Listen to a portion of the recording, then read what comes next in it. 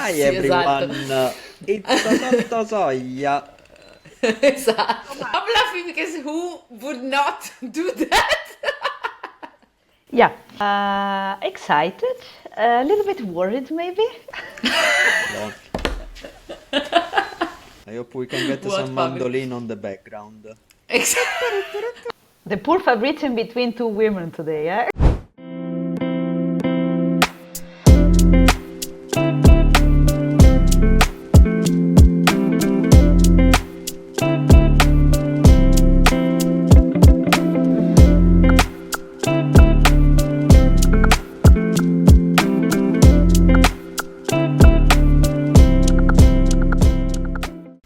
Welcome to Sottosoglia, the podcast that nobody can pronounce. I am Giulia D'Angelo. And I am Fabrizio Ottati. And I'm Valeria Bragaglia. Okay, so today with us we have Valeria Bragaglia, a research scientist in the IBM Research Labs in Zurich. She holds a PhD from the Humboldt University from Berlin, and her main research focus is the development of new materials and processes for designing the next generation AI computers. So, welcome, Valeria. Thank you so much. Welcome. Thank you for inviting me. Yeah, it's really nice to have you here, Valeria. Can you tell us a little bit more about yourself and your background and where you come from? Yeah, sure. So I'm a physicist. I studied in Rome, but then I moved to Berlin for my master project. And I have always been very interested in materials, developing materials and studying their properties. So I basically went to Berlin in the group of Raffaella Calarco, where I performed a master thesis project on phase change materials for memory applications. And then I liked it very much. I liked the international environment. Basically, I was asked to stay for a PhD, go deeper into the topic, and in the next 3 years and a half, 4, I remained in Berlin, where I dig deeper into the topic of phase change materials, trying to understand the physical properties, metal insulator transition, because we wanted to apply these properties for memory devices. And then after my PhD, I was really driven by exploring some other materials for other kind of applications. So I looked a bit around, and I really wanted to join IBM research in Zurich. I applied, and I joined as a postdoc. I'm laughing because who would not do that? Yeah, it's a very nice place. So I joined IBM, and there I moved to another topic, which is oxide-based resistive RAM devices for neuromorphic applications. And I entered into this wonderful field, which is trying to mimic the brain to build a new paradigm of computing, let's say, for the AI workloads, and this is what I'm doing currently. Yeah. Okay, but why neuromorphic was already the idea when you were in Rome? Was already the idea of doing neuromorphic, or it came later? No, I had no idea about neuromorphic. I had to say, during my studies, somehow this all came on me when I was toward the end of the PhD, because of course you go to conferences, you see the topic is becoming important. Big. Yes, big, and and then I fell into it, and it's very fascinating because it's so interdisciplinary. There are so many different components, right?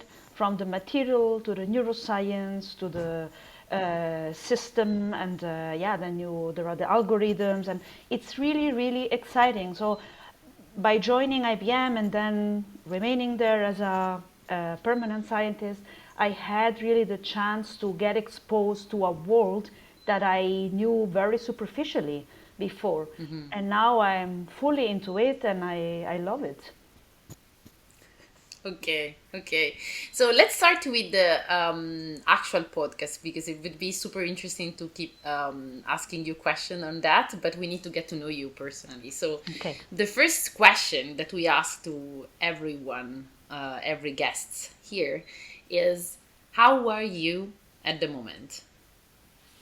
In this moment, excited, a little bit worried maybe. Alone.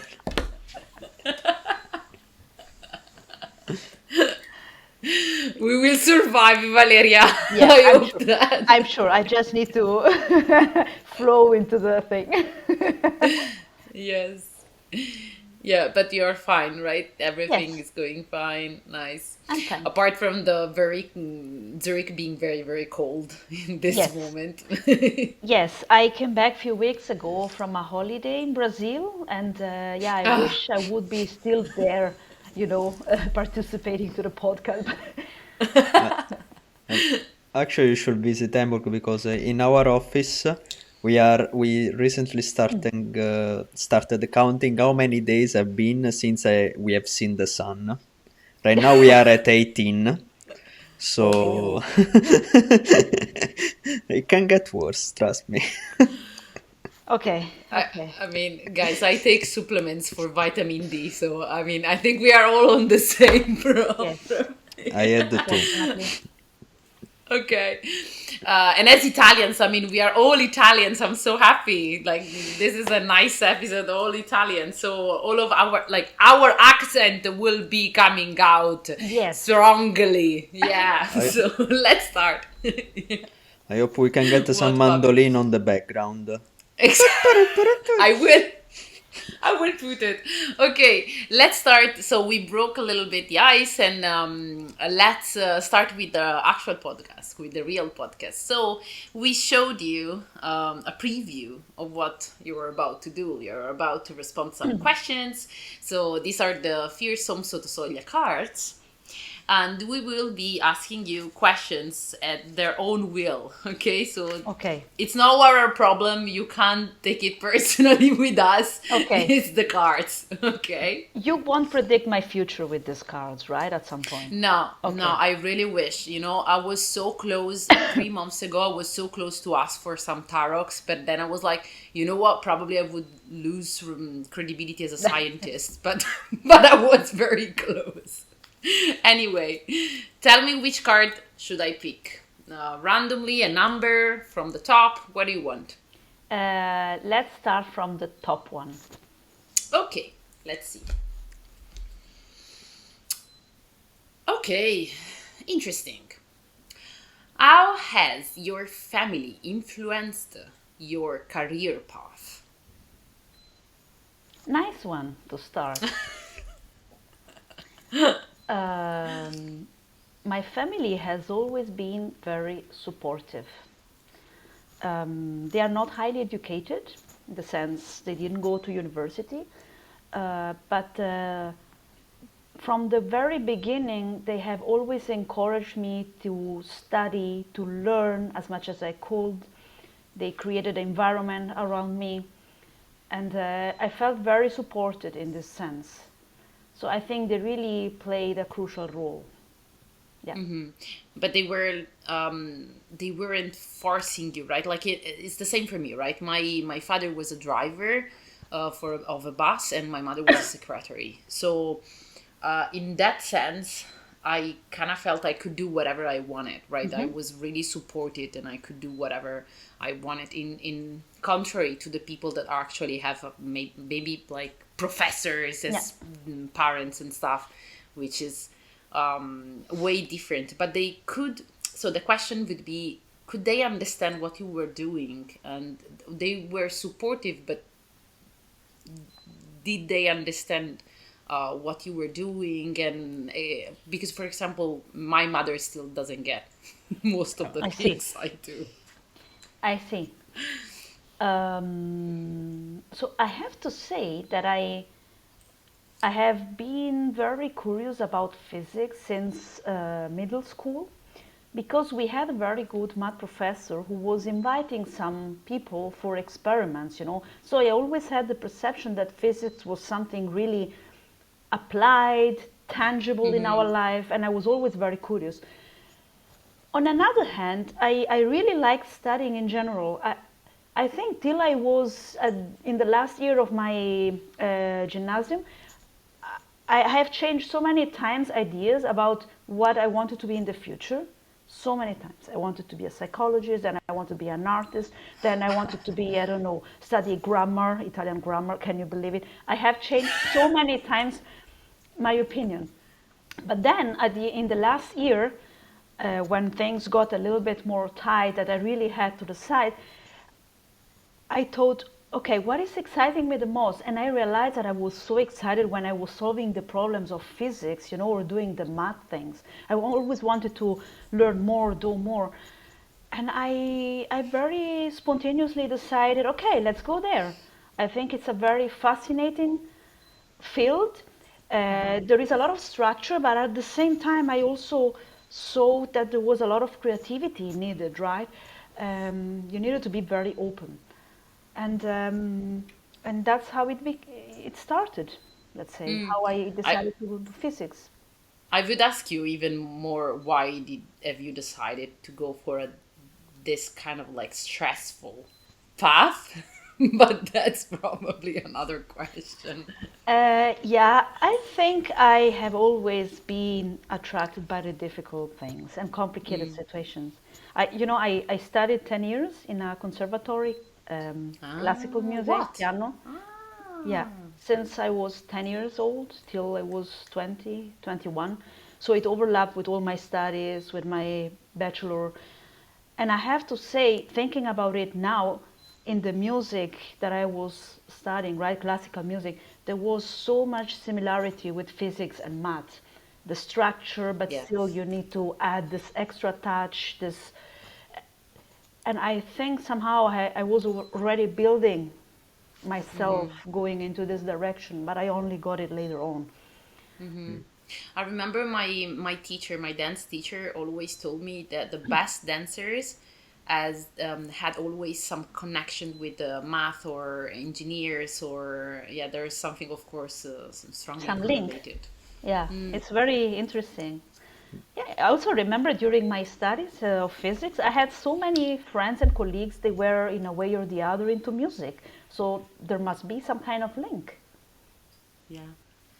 Okay. So you survived the first question. Fabri, do you want to say something before the next question?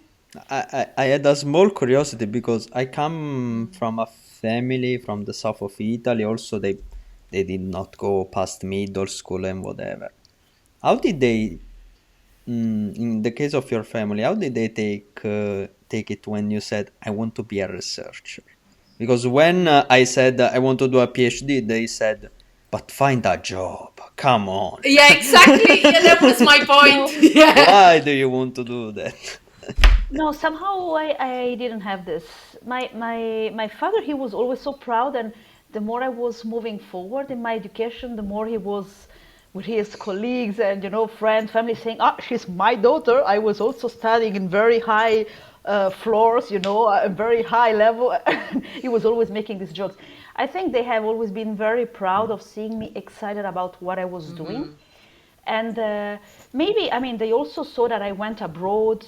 So I was, anyway, during my PhD already working, because it's a work, right? Having a salary, trying to build myself, to become responsible also about how I was handling the money and so on. So they never really pushed me like find a real job or not. For them, this was a wonderful job. So, Yeah, Yeah. Fabri, actually, you did the question that I wanted to do, but I wasn't able to express No, it. That was my but point. I forgot about the compensation difference between Germany and Italy. So when, because you know that in Italy the PhD, when I told my yeah, manager yeah. that studied in Bremen how much I was making, he was like, eh? Yeah. When I went for a research period in Delft, they told me that I was below the poverty threshold for them. Yeah. So you can. Yeah. Yeah, maybe going to Yeah. Germany helped a little bit in having this perception that I was actually having a job. Yes. Yeah. Yeah, Yeah. because definitely I really didn't feel it. I was in Italy. But anyway, before the next question, where do you come from, Valeria, in Italy? So I'm a little bit of a delocalized person because I'm actually born in Germany at the border with Switzerland. My Ah, parents, the grandparents, they okay. migrated there many years ago. Then they met in Germany. I was 7 years old, and then we moved back to Italy. And my mom's family is from Sicily, but my dad, he is from Ciociaria, which is this very Okay. traditional area around Frosinone, or maybe we say in between Rome and Yes. Naples. And yeah, so I have always been a little bit delocalized between Italy, Germany, and Switzerland now. Okay. Okay, let's go for the second question. Which number do you want? Maybe the bottom one now. The bottom one. Okay. Let's see. Ah, okay. Easy. What do you like about yourself? What I like about myself, Mm-hmm. that I think I'm resilient and Mm-hmm. I'm very curious. Mm-hmm. And these two things together, I think they help me a lot, and I hope they will help me a lot in the future. I mean, for sure they helped you already. Yeah. Also because I mean that's the point that I was trying to make, right? Like this career path is really stressful, and especially as a woman, right? Because you need to prove every day.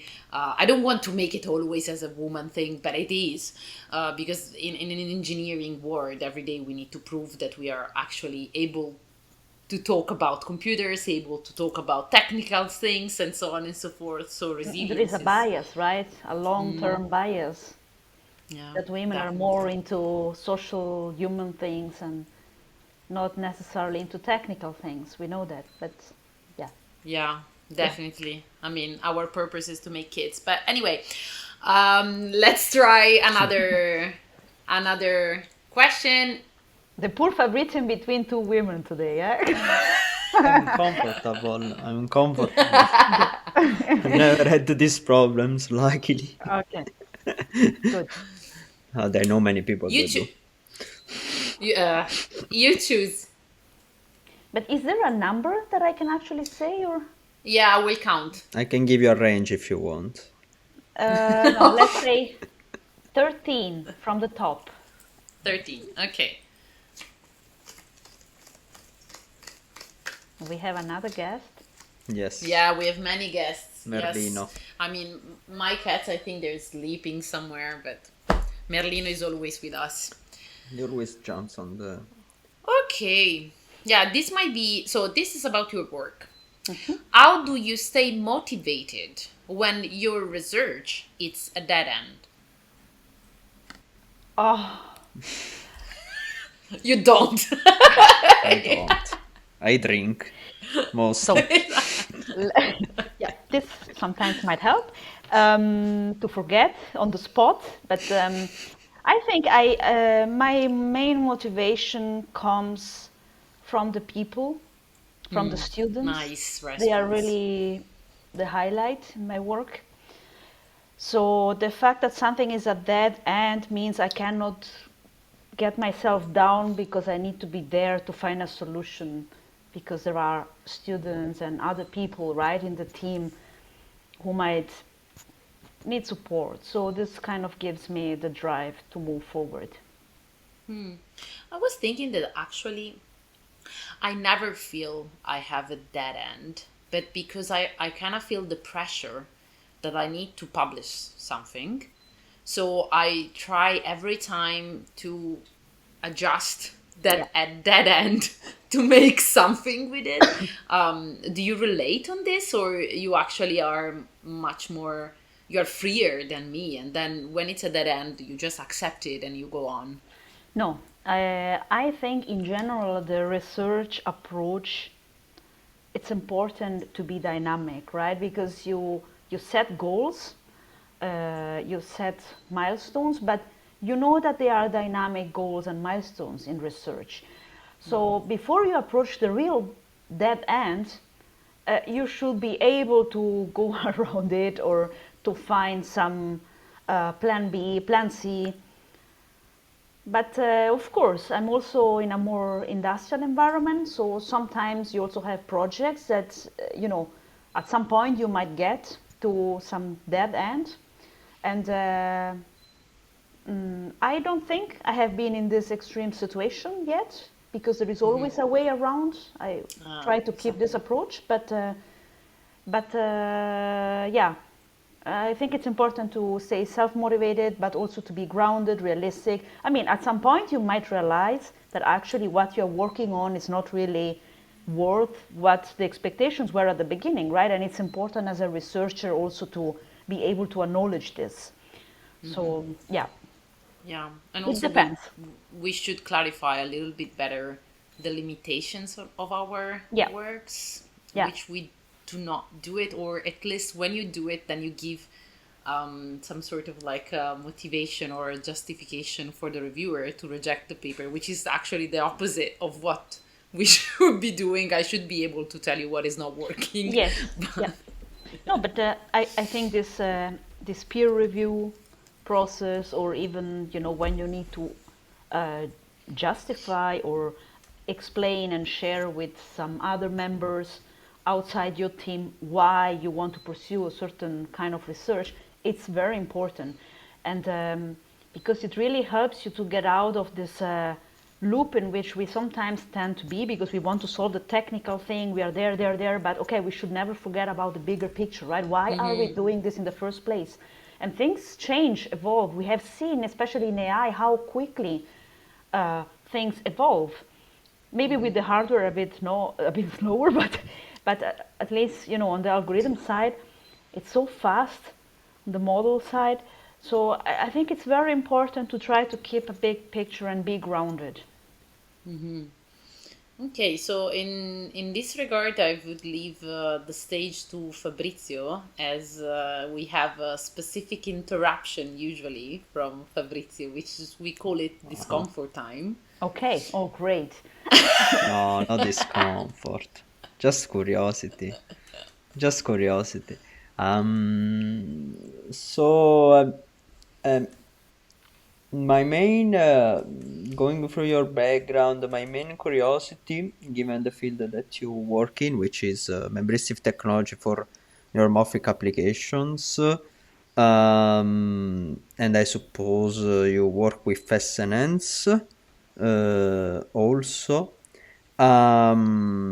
So you have until now certain algorithms have not proven to work in a certain sense, and membrane technology have also they are struggling a little bit if we are not considering let's say storage memories and so on and so forth, and even there in some aspects they are struggling to take place. Do you foresee a future in which we will actually be able to switch to these more brain-like technologies? Because I don't see it, because we started from analog computing, we understood that it doesn't work, and we switched to digital, but now everyone wants to switch back to analog. To analog, yeah. So the curiosity is This is discomfort, probably. Because it's a huge question with so many different facets, so many different layers. So let's see. I can start from somewhere. I think so. Membrane technologies, somehow many of them, they are based on technologies that were used already in the binary domain previously, right? Think about phase change memories, also resistive random access memories, based on oxides, hafnium oxide.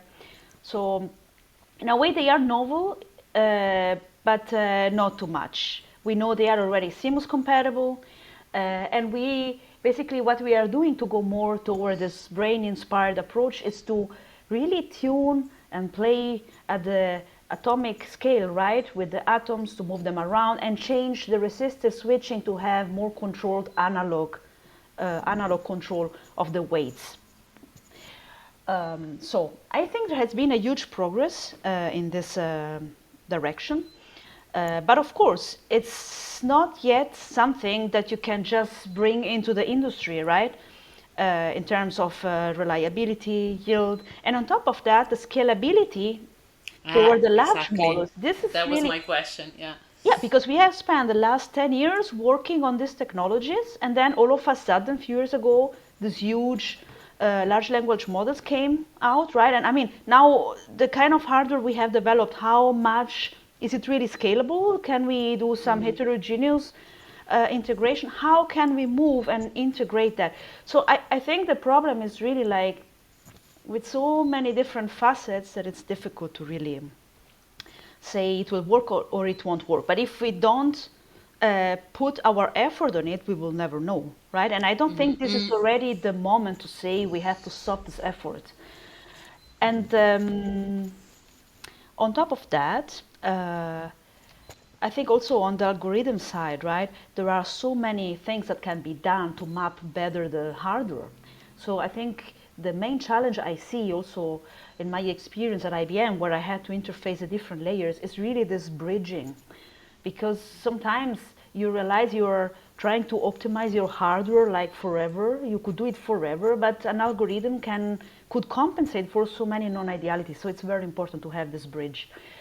And yeah, and then there are so many exotic solutions coming out in academia. And I think we really need to invest on it. And it's also very important to bring together the neuromorphic community to make this bigger picture assessment somehow, right? Do we want to have a bottom-up approach? Do we want to go from top down? Maybe we should meet in the middle. But for sure, we also need to start maybe a little bit more like application specific with smaller things at the edge, because building this huge universal hardware for all the AI tasks, I think this is a little bit too unrealistic for the time Yeah, being. unrealistic. And then, like, if you really want to do this, then use a GPU. I mean, what's the point? Time being, yes. Time being, yes. Yeah. But do you foresee some sort of openings towards some scalability, or do you think that we still need to understand how to make it really scalable to get lots of neurons and scale for big networks? No, I think that in the next years, people, researchers, academia, industry especially, will focus a lot on this aspect of scalability, and maybe bringing in, chiplets and other approaches. But for sure, there will be a lot of focus on that because, I mean, these models have become just too big, and it's good to have like a plan B, C, and D. You cannot rely on the single neuromorphic hardware. So, yeah, Yeah. and having this huge crossbar array of memory stores, I think also going 3D, right? There are so many approaches that are coming out now. So, yeah.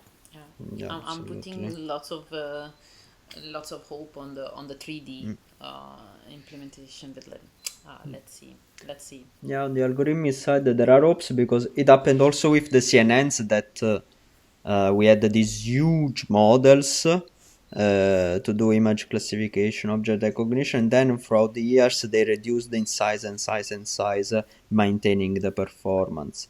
The only and this is what happened in the traditional let's say machine learning community. The thing that makes me a little bit perplexed on the neuromorphic one is the fact that they are still playing with MNIST after 20 years, and it's really research oriented. And here I'm talking while there are companies that are researching use cases, thinking about startups and so on in the academia. I just want to get this paper out on your rips. I just want to claim this and that, and that's it. That's the only thing a bit. I think in the recent years, actually, we started moving a little bit beyond MNIST, especially with the publications about the Hermes chip for inference application from IBM. So I'm doing some advertisement. I think it would be good to have a look at our latest publications. Also on the training side, I mean, it's still like a bit in the infant state, but we also have nice results on the training side because, everyone is focusing very much on the inference because from a business perspective is a little bit more urgent. But I mean, the training, someone needs to take care of this as well, right? Because it's also much more energy inefficient. And yeah, I mean, on this, I want to say two things. First thing, I thank you, Valeria, because we need to remind the community that we still need to work on it. So if things are not working now, it's because we need to do research, and that's really important because people think that everything should be working already, but I mean, that wasn't the case in the 70s for the CNN, and maybe this is not the case for now for neuromorphic, but it will be the case later. And the second thing, I would like to emphasize that, okay, fine, we're working with MNIST and so on and so forth, but probably we need to do something else because what we're trying to do is but something else in the sense that we don't have to do the same things that you can do with a von Neumann architecture. Maybe we can do different things in terms of timescales and we can do somewhere else, right? So we keep benchmarking against deep learning networks that we know we will never reach that thing because maybe we are good for something else. So we need to keep working on it, I think. absolutely. Definitely. Okay. Number. Again, the bottom one. Bottom. Okay. Okay, you're not a number person. Okay. No. Okay, basically you responded. How do you see your field evolving in the next 5, 10, and 20 years? Yeah, I responded, right? Yeah, let's go. No, it's okay. Get the 7th from the bottom, Julia. Trust me. The 7th from the bottom. I trust you. So he 1, knows 2, what there is in each card. I have no idea. 7. In another episode. Okay. Oh wow, this is interesting. Tell See? me an episode. Yeah. Tell me an episode where you felt very embarrassed. You didn't. You don't have it. Yeah. Confident all life. Very embarrassed? Mm-hmm. Maybe work related, I guess. Could Might be better, work, yeah. Yeah, sometimes in some meetings you bring together different personalities and it can go in any direction, especially in times in which you are a little bit under pressure. So I think, yeah, it happened in some meetings that I was like, oh, wow, embarrassing. But For the other people, but looking at other people. When you cringe. Yeah, you were cringing about other people interacting, but where you felt you have done something wrong or that you shouldn't have, or Oh, yeah, I mean, for sure, it always happens like that you break something, some tool, yeah, or some important tool, and then maybe you do a mess or. I remember one time there was a colleague of mine at IIT that I remember he just told me, I don't know, I just wrote RM asterisk and now there's nothing anymore in the computer, and I was like, Oh, yeah. Jesus. And in 3 months into my master thesis, I deleted my home on the server. I will just say that. Yeah. And those were analog circuit schematics, not code. Oh, no. So you can imagine the desperation and the embarrassment Maybe- because I didn't tell my professors. I did it everything from scratch Of without course telling not. everyone. Of course. Of course not. Yeah.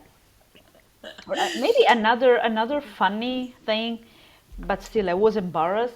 This acronym culture, especially in the US companies, I have to say, when I joined IBM at some point, writing, slacking with people, I was getting all these acronyms and things, and I said, what is this? And sometimes they were meaning something in my head because they sounded like an actual word, but they were meaning something. So this was some funny embarrassment that I had. Yeah, Yeah, but the same nothing too to me. serious. Same to me. Like people say, yeah, the BL has some KPIs that wants to reach. Eh? What is Yeah. that? Pokemon? What are we talking? Yeah. and, and you try to cope with it. I mean, now I feel now I'm matured enough and I ask, what is it? But I wouldn't dare. Before I Exactly. wouldn't dare. I was like, Exactly. sure. And then also Yeah. Google, right, looking for the meaning. Or once I even asked, do you have the email address of this person? In which department is she working? Because it sounded like some kind of person. Yeah. Yeah. Okay. Where? Tell me. In the middle, somewhere? Let's do in front of your Yeah. face. Okay. How much has the way you grew up influenced the professional you are today? We got it already. This is the Yeah, episode somehow. of keep repeating questions. Yes. Yeah. If I think about my family and their life of the various people, right? My grandparents, my parents, I think they all have been very much fighting people. Yeah, resilient. And I think this kind of environment I grew up into influenced me a lot. And I think what I like very much about my family is that it can really um, um, yeah, take out the best from the situation, keep this attitude of, okay, it's a problem, but it's not the end, we will find a solution. And this willingness to always improve, and add things, learn. Yeah. Do you think you're using the same mentorship with your students or the people that work with you? Um, yeah, I think so. Because when there are problems, I mean, they see that I'm very problem solving oriented person. And I think this influences the students as well. At least I could see it from various students. I had the pleasure to supervise that at some point you also see right at the beginning you spend more time together, and then at some point you see them becoming more independent, and in this phase of becoming independent they learn to solve the problems more autonomously, or they just don't give up, they, yeah, they are resilient in general. So I hope that they could get a bit influence. Okay. Yeah. Okay. Nice. Yes. Let's see if you can get a different question, please. Okay, the third one from the top.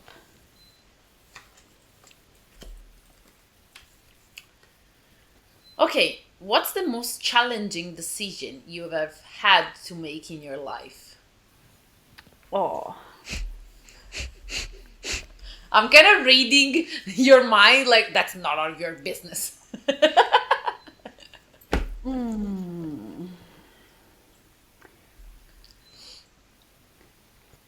I think consciously deciding to stay away from my family when it Uh-huh. was clear that I got a permanent position at IBM and I decided to Yeah. stay there. I also knew it was like a new chapter, and it was also okay. Italy is not too far from Zurich, but still, you're not there, right?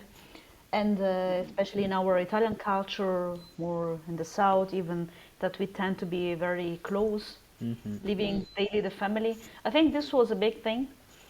And then also being in a distant relationship with my partner because we both have good jobs that we love, and I think this is very tough. Yeah. Summing up, in my daily activity and thoughts. But also having a partner who is somehow in a similar field, you can understand each other very much about how difficult it is to find a job that you really wanted to do, or the environment you really liked. So it's really this finding a balance Yeah. between the How private long time you're doing distance? You are in distance? and 3 years now. Okay. Yeah. Yeah. Yeah, it's really not easy. I don't know. Like looking at my friends in Genova, in the quarter I grew up, and seeing them with paying for a house, they have a stable job from ages, they have two kids, and they have a car, and so on and so forth, and I don't know where I am basically every 2 years. That's difficult. Like I honestly, at this point of my life, I am extremely tired of doing this. Like now, Understandable. for example, there will be Christmas, right? And it doesn't make sense for me to go back to Italy because flights are going to be up to 600 euros.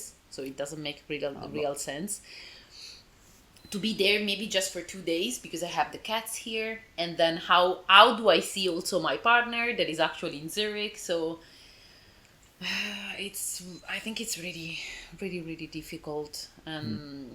I think our parents are not used to this problem, which I think is a problem of our generation.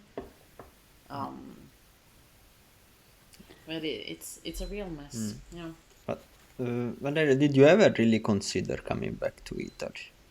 Because I cannot imagine myself back in Italy easily. Yeah, me I mean, too. I love Torino, but if I think, I mean, Germany is not Candyland, but still, and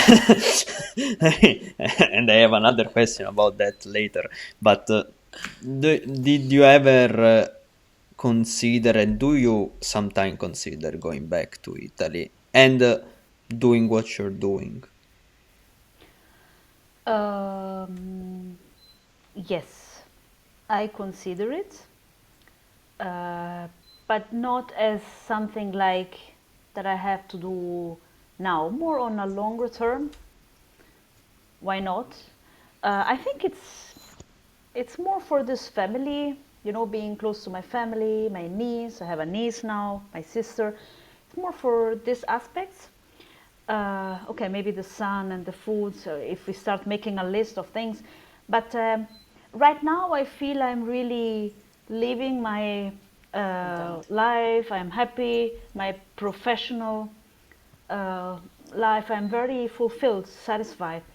Uh, but I don't exclude anything because I have also learned looking at the stories of other people that You never know. you never know, right? And life is made of faces. So let's see. Now I'm fully with all my shoes into this situation, and then we will see in the future. I want to feel stimulated, and as long as I will be able to see the people I care about and I'm okay with how it goes, good. Then if things change, I will make some considerations more seriously. Fabri, do you want to ask the other question so that we go for the last question? Yeah. This is a bit of a strange question, but do you think it would have been as easy to move for your PhD to Berlin if you didn't have an Italian PI? For is to enter Oh, to move to another city. At least I don't know. My professor speaks Italian. I know that's a really Italian thing to say, but but still, do you think it has played a major role in making your PhD easier to live abroad? okay. For sure, with Raffaella, there was a great connection from the first moment. And also, I like because by doing my PhD with her, I stayed connected also to my professor in Rome, Tor Vergata, Fabrizio. Hi, Fabrizio, who is also my mentor. So, and it was a very nice collaboration. So I loved the topic. I loved the environment. She was the only Italian for the first years. Then more Italians came. So I think it happened to be like this. For sure, it helped to feel more at home. But I would have done a PhD abroad anyway, because I really had this impulse to expose myself to a more international environment. So, yeah, but I'm really, really happy and grateful that it happened the way it went. Yeah, yeah, because moving abroad for the first time is very scary, in my opinion. I mean, when I went to the Netherlands, I was like, I will die, no one understands me. Or something like, what if something happens because I was on my own? I didn't speak Italian for several months, basically, apart from when friends visited, but yeah, just Yeah, brainstorming. but it's in these moments that you learn about the strength you have, right? How you can actually make it, be independent.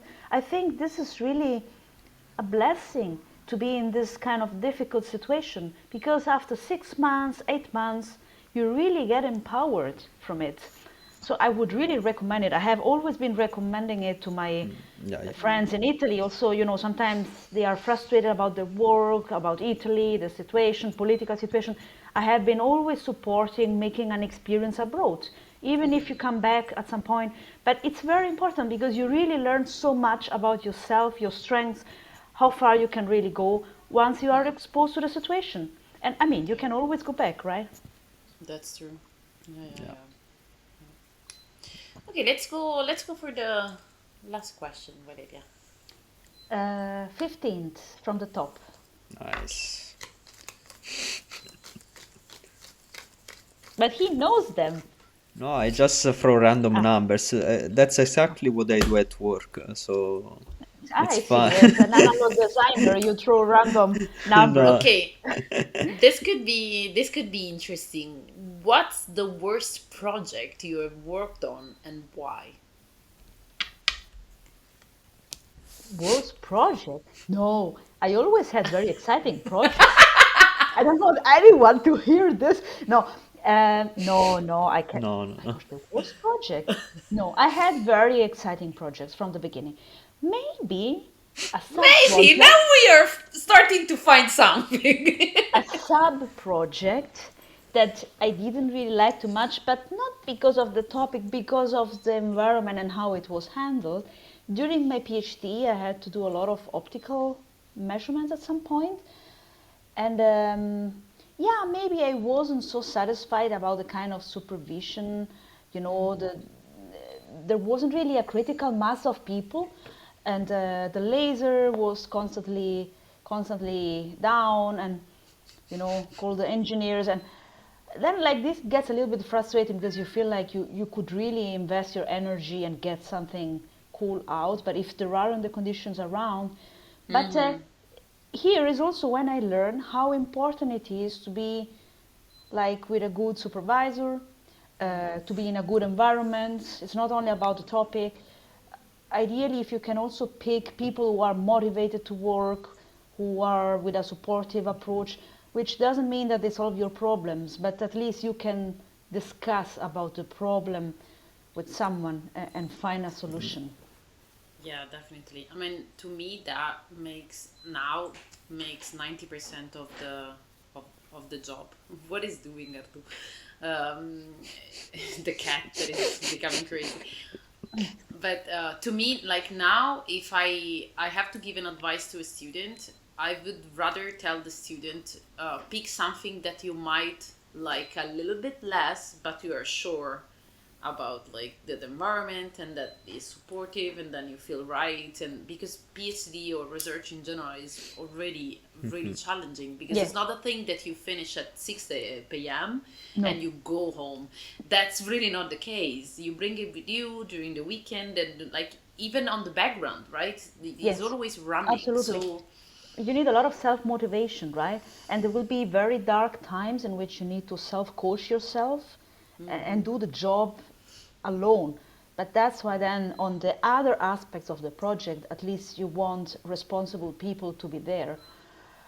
So yeah, definitely. Also, because in this job, like we know that we can't really jump from one job to another one unless we have a good mentor that is helping you going forward, right? So you really need a good relationship Yeah. with your supervisors.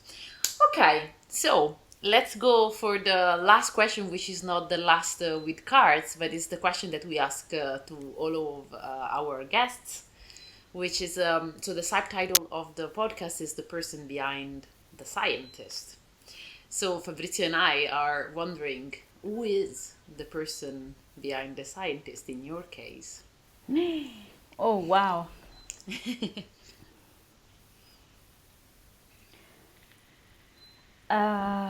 Who is the person behind?